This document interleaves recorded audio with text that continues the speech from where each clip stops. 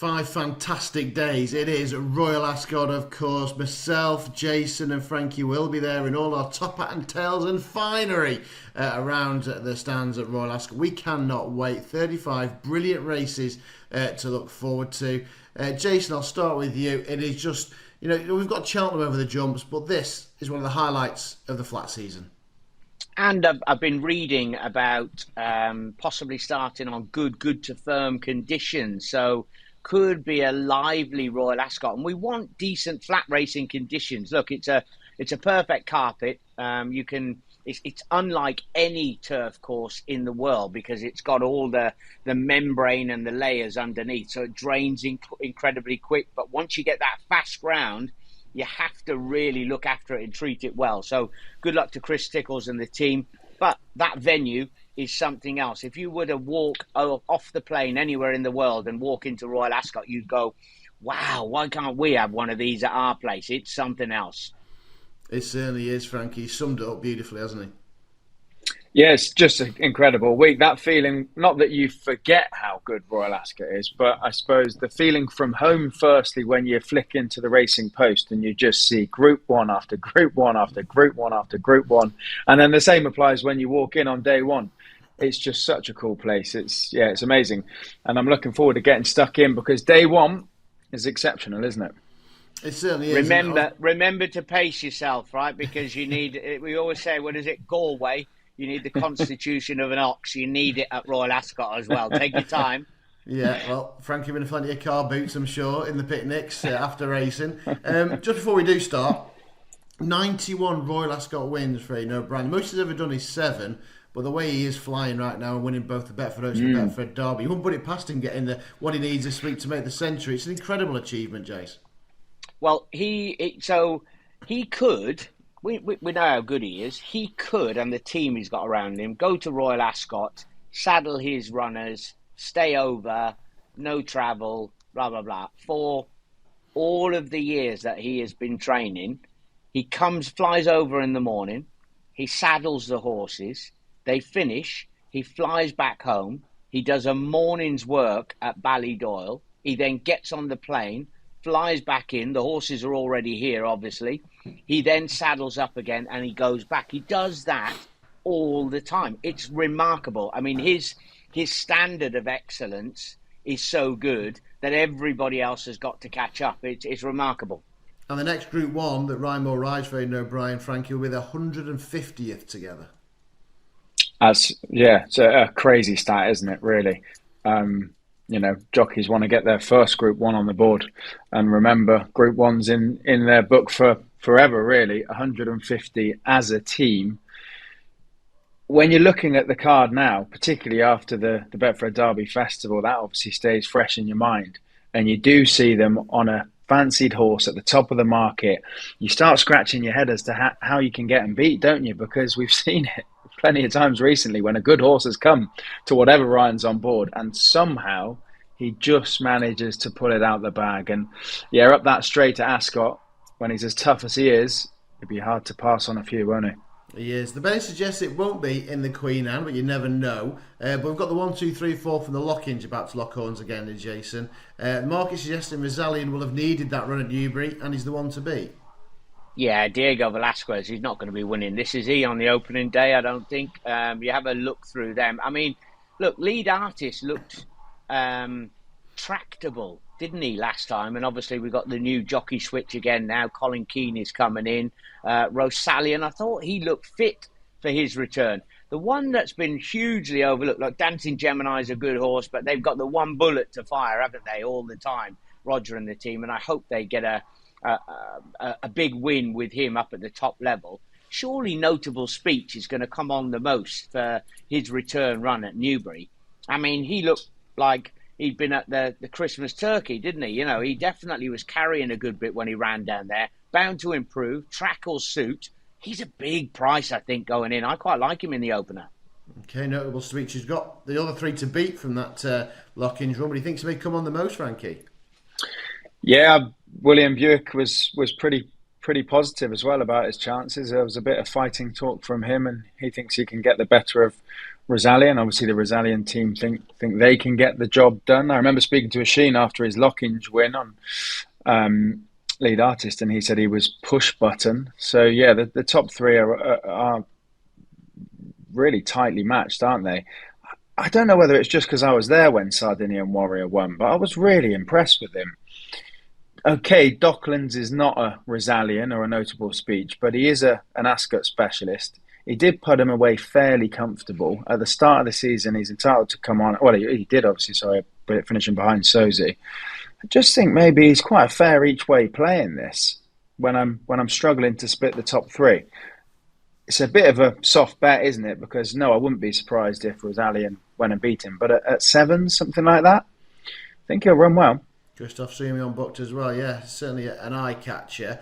I mean, that would be on any race course in any day in any of the world. It'd be the star attraction. But the St James's Palace this year features the Betfred sponsored, obviously English 2,000 guineas winner, the Irish 2,000 guineas winner, and the French 2,000 guineas winner, all locking horns. Jason, what a cracker! Yeah, it's a belter, isn't it? You know, and a lot has been talked about Field of Gold.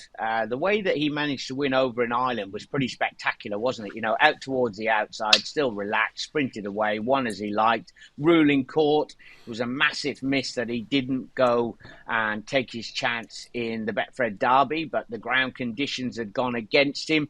You have to ask yourself, if you were being prepped to go into the Derby, you know, it can't have been easy then all of a sudden to switch it from there and then being aimed just round the corner. I know people think, oh, you just get them fit, but there's been a lot of work going into getting him relaxed and going forward and switching off. And now all of a sudden he's going to be back in that sort of speedball, miling division, if you like.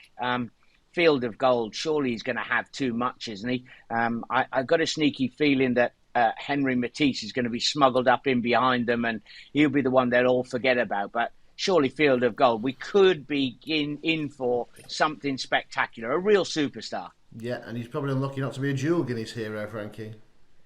Yeah, just like his father. Yeah, I think he's going to be very, very good. He's probably the one that punters can latch onto on day one. If you're struggling for a winner, you don't want to go 5 days and after day one you haven't had anything to cheer home. So I'll be putting my faith in him. He's short, of course, but yeah, I think he was immense last time out and he should really reproduce that. So he's an exciting one. Just, you know, for purely, obviously he's a fair bet, to be honest, around 10 to 11 evens in my opinion, but even just watching, I think it's going to be great. Okay, let's go at Wednesday's feature then, the St James's Palace Stakes. I mean, what a race. The Townsville Gold Cup at the current, normally he's a small field, he's getting Aidan O'Brien odds on shot, not so much this year. Los Angeles was made to work when Ammat came there absolutely cantering. White Birch is back in fourth, probably didn't get the rub of the green either. They're all going to lock horns again, Jason. Again, I keep waxing lyrical, but it's just another mouth-watering prospect this week. Sorry, so where are we? I've jumped tack there, Matt. Sorry, I just lost you momentarily. The Prince of Wales Stakes, Los Angeles, Ammat and White Birch from their Irish run. Oh yeah. So Los Angeles has been a little bit of a sleeper, hasn't he, in the division, if you like. He's a big, lazy so-and-so who just keeps on getting better. Now, Amnat, did he arrive on the scene to go and win and have a bit of a blow? I know that Owen Burrows has said that he thinks that he's definitely going to, or he's relishing having another crack at him or whatever. But surely the Aidan O'Brien juggernaut has got another chunk of improvement in him, hasn't he, going forward? He's going to be aggressively ridden. He's going to drag any finishing kick out of Amnat late in the day. So, yeah, I think you've got to stick with the Ballydor boys again. Form to be upheld, Frankie. Yeah, we spoke about Ryan Moore, didn't we? And some of those tough finishes over 10 furlongs on a big, strong horse like Los Angeles. This is where you're going to see him at his best, isn't it? You mentioned White Birch not getting the rub of the green, and I agree. He ran a decent race considering maybe he wasn't allowed to just change gear at the right time last time out. Yes, he has been beaten by Los Angeles a couple of times, but at the Curragh where Los Angeles seems to do his best work. And I just think White Birch is a decent each-way play into this. He's beaten Auguste Rodin before. He's finished, a length or half a length behind Los Angeles before. He's a nicer price. It's his first trip to Ascot, and I'd mark up his performance last time out. So, yeah, I'd give him a good crack here. Okay, yeah, cracking contest then, and they just keep getting better and better because the feature of the whole week, of course, is the Gold Cup, the 2.5 mile. No Kyprios, Jason. Is Illinois the super sub that we expect from Ballydoyle, or is one of the old boys, Trollerman, Sweet William, one of the regulars, going to get their day in the sunshine? I'd have to look. Illinois looks like a different creature walking around the paddock. Aidan said at Chester he was 570 kilos. I mean, that's enormous. Now, getting the power and strength of an animal like that to go over 2.5 miles, I think is incredibly, incredibly tough. There's a low mileage improver in here, Candelari, who comes over from France. Only had 5 tries. Arguably put up his best performance by a country mile last time. And certainly the French know a thing or two about the staying division. He'll be high on many lists to be doing the Gold Cup and later on in the season, the Cadran on Arc Weekend. I think that Candelari is just the one that everybody has got to worry about. The French horses have more of a finishing kick. I'm worried about Illinois. He's so big over 2.5 miles. Fantastic spectacle, though, Frankie, is at the Gold Cup. Yeah, Illinois did get a bit of a form boost as well, didn't he, from his mate Jan Bruegel in the Betfred Coronation Cup. I don't know if he can fill Kyprios' shoes, and for that reason, I kind of have to be with Trollerman, who hasn't been miles away from Kyprios. You know, to step into that battle and be as good at fending off Trollerman as Kyprios was, when Kyprios was, what was he, 9, 10 Group 1s? He was unbeatable, wasn't he? It's a big ask. It's a very big ask to have another horse like him. So, in my opinion, if Trollerman can kind of do what he has been doing previously when matched up against Kyprios, he now might be good enough to beat this lot challenging. Okay, Trollerman then, yes, he did it nicely as well, didn't he? Very nicely at Sandown off the front end.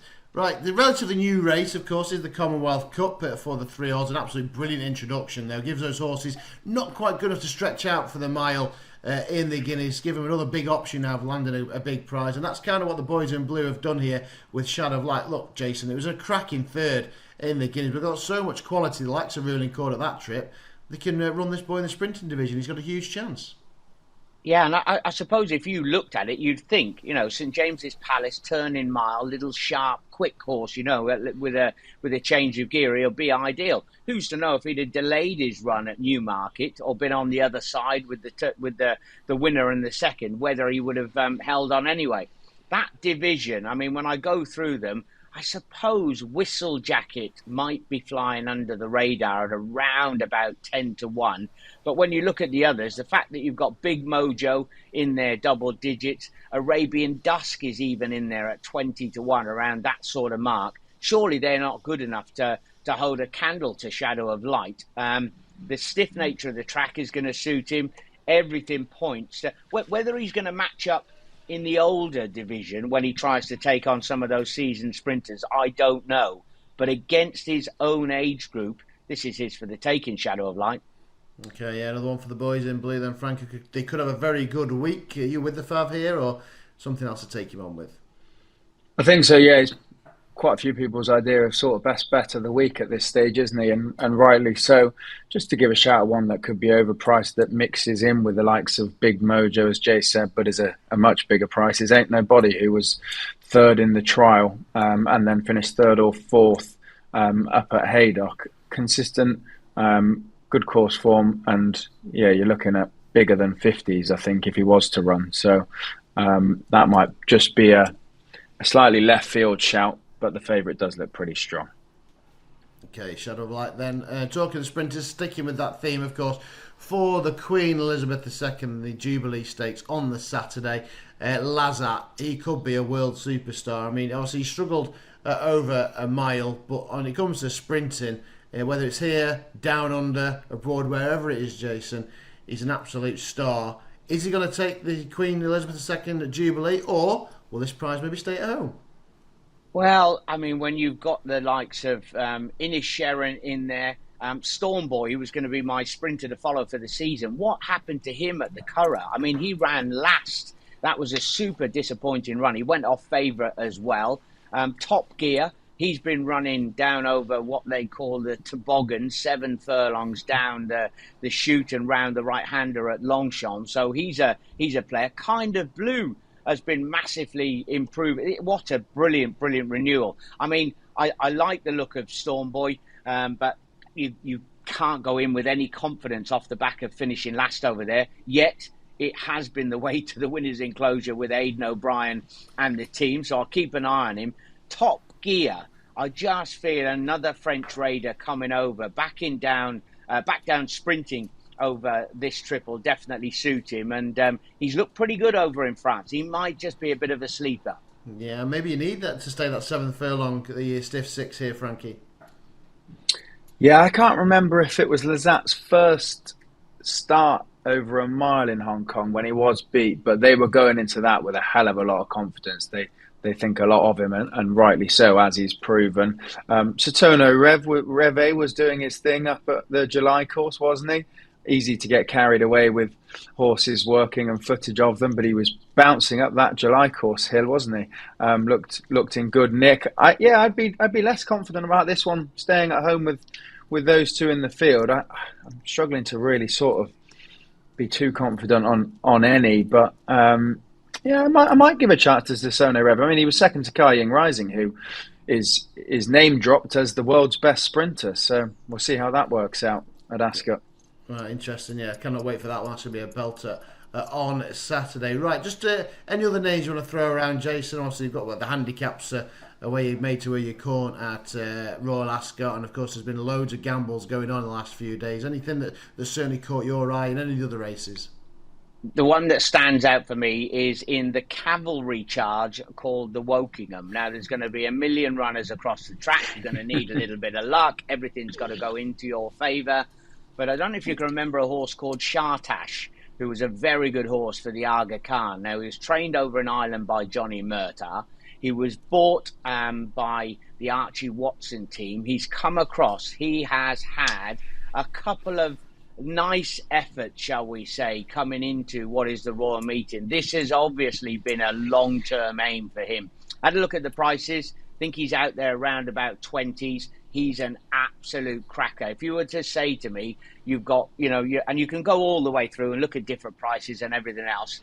I know you need a massive amount of luck and the bounce of the ball in a field like that. Shartash, well handicapped. He's a class runner, and he definitely has been aimed here by Archie Watson. So that team know a thing or two about winning at the Royal Meeting.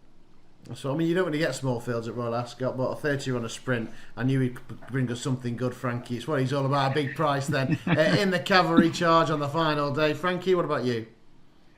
Well, you can thank Jason for this one, actually, because he gave a shout to Never So Brave for the Wolferton on day one before he ran at Chester. He didn't win at Chester, but probably due to no ability or lack of ability, more so just to being unlucky on the Rudy. So he'll be in with a good chance. I was down in the up at the Balding Yard last week or the week before, and they were sort of retaining their confidence in him as their idea of a Royal Ascot winner for the team. So Never So Brave on day one. And then I think you've got to give a shout to Poneros for Willie Mullins. I know he's got a couple in there, one of which is owned by His Majesty. But the East India Dock form from Chester, again winning the Chester Cup, going back to obviously the triumph form at Cheltenham. Lulamba then followed up and won. Poneros was second in behind, but making his first start for Willie Mullins, it will be on the flat with William Buick on board.